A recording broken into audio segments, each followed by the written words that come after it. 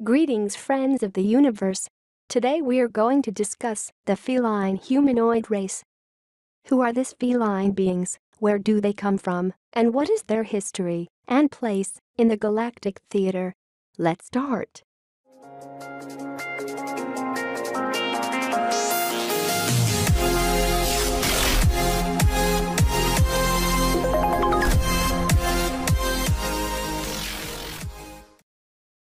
The Lyrans are a race of feline humanoid beings that have been in existence long before the history of Earth began.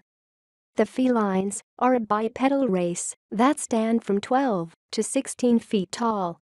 Their skin is covered by a sort of soft fuzz. Their eye color ranges from blue to gold. They also turn from a golden brown color to white and can change as they mature. The felines are protective and loving beings, but they also embody confidence, fearlessness, and conviction. They are born leaders and are very diplomatic. Many people who connected with them, whether in dream, meditation, or channeling, say that they feel powerful sense of love and connectedness when they are near them. The felines are a very peaceful beings with an endless culture concerning their almost billion-year-old existence since their ascension. The overall feline temperament is warm, sanguine, and intellectual.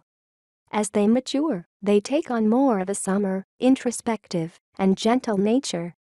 The elders are revered for the wisdom, compassion, and insight they possess. The females are revered and honored in equal status with the males. And true to the feline way, they are all very curious and inquisitive. They came from many planets associated with the star system of Lyra. The Lyra star system is located on 162 light-years away from Earth.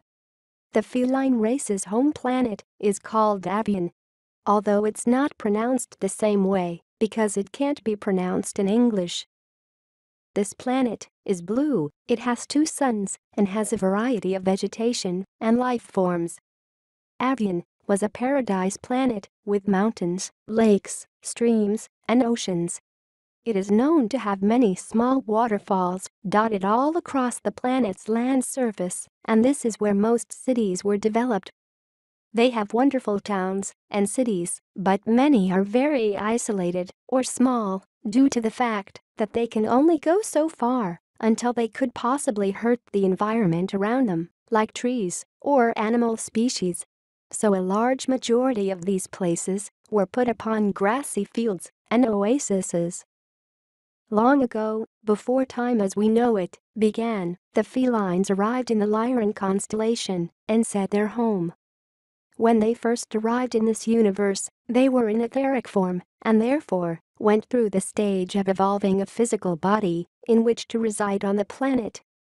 After many millions of years, they evolved some beings residing in their planet who looked much like our lions, cats, and other similar species. The etheric beings, later known as the feline race, began incarnating into those forms. As part of the plan, a portion of the original felines stayed in etheric form to provide guidance to those incarnating. They would be the equivalent of our modern-day Christ angels, spirit guides, and other etheric beings, helping us in our spiritual evolution.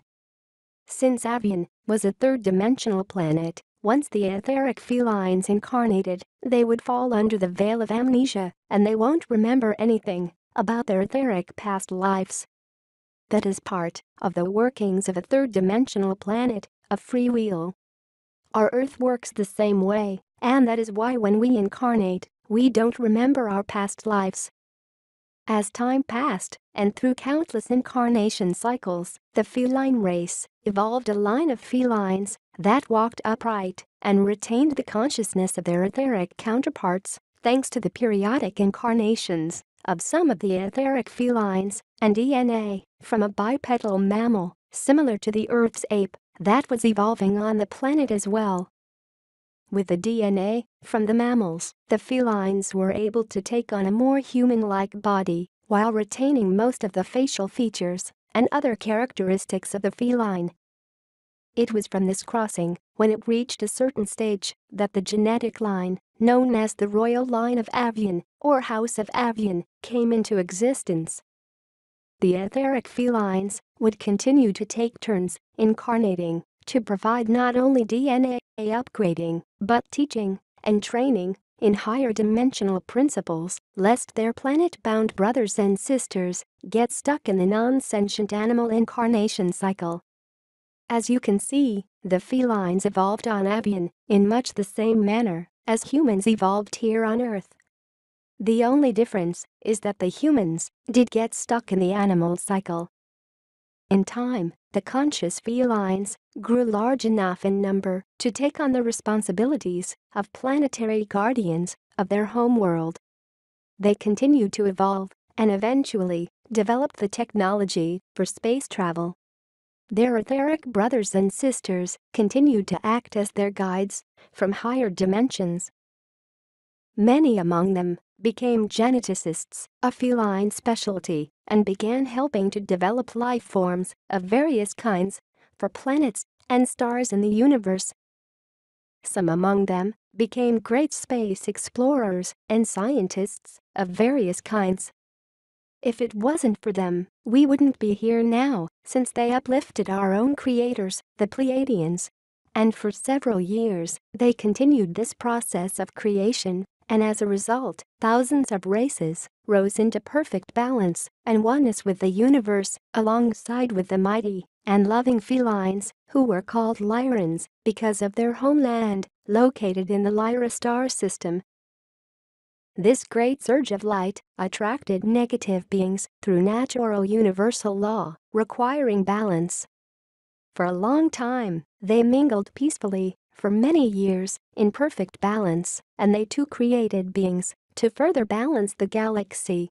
And for a long time, the galaxy was in peace and harmony for millions of happy years to come.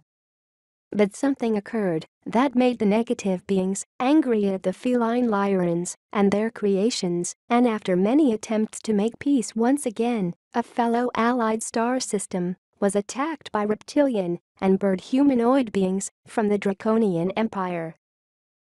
This horrible event is known as the Great Galactic War.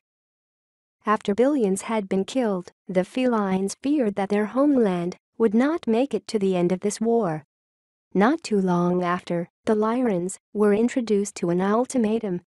Either they leave their homeworld and never come back again, or they die by the reptilian warcraft and be sent to extinction.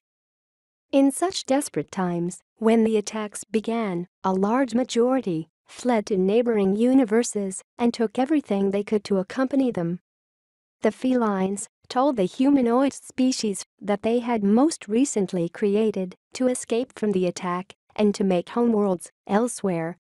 They broke into 3 distinct factions and left in search of other planets to prosper, which would later become the Pleiadian, the Orion, and the Andromedan humanoid races. A terrible bombing run was released onto the great, abandoned, and once peaceful and serene lands of the Lyran homeworlds. Little was left of their history afterward, and none of their cities were left unmarked by the great destructive bombs of war.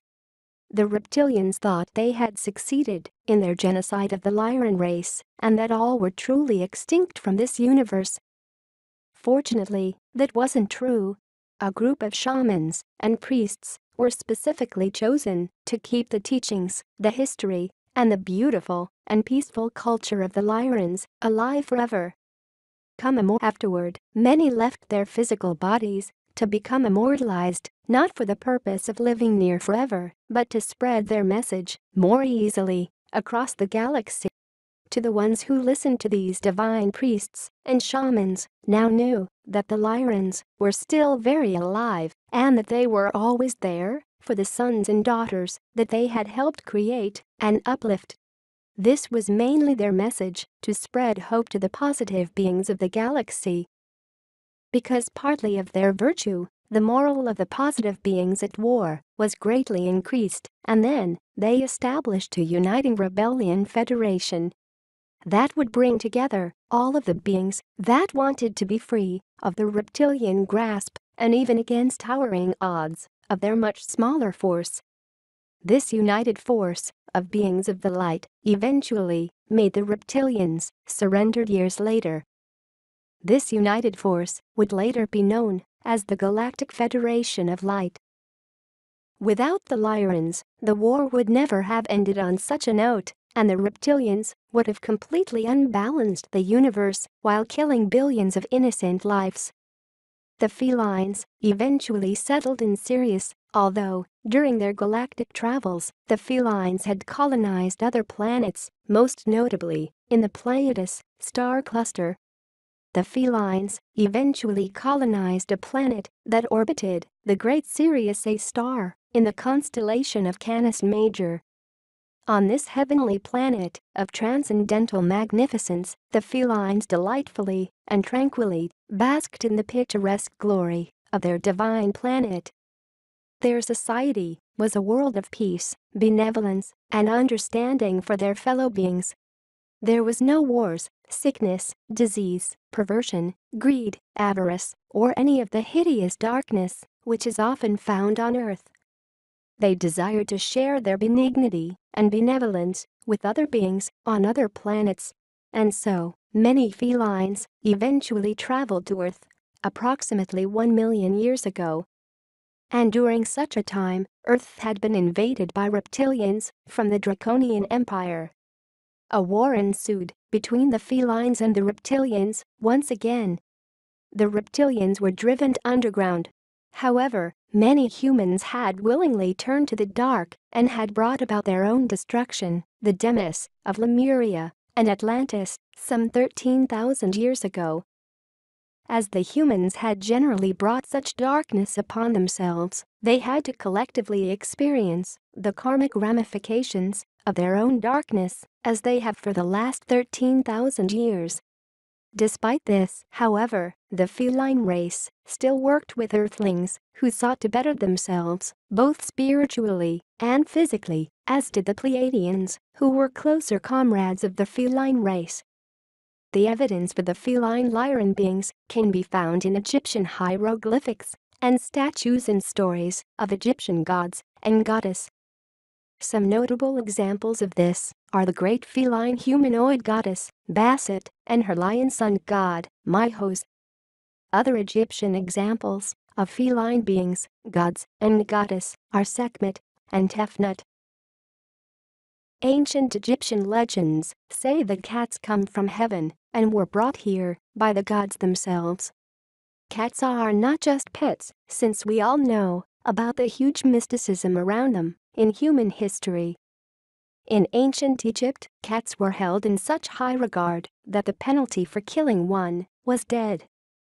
Ancient Egyptians also believed that cats could predict the future and that their eyes stored the life-giving rays of the sun. The goddess Bastet was a protector of women's fertility and guardian against evil spirits and disease. She was commonly depicted as woman with a cat's head. In ancient China, the goddess Lishu was also depicted in cat form and seen to protect against evil spirits and also acted as a guardian to women fertility. Furthermore, the evidence can be found with modern-day experiences too. Countless of people connected with them in meditations, dreams, and through channeling. Thank you for watching. Please give us a like and join our spiritual kingdom by clicking the subscribe button.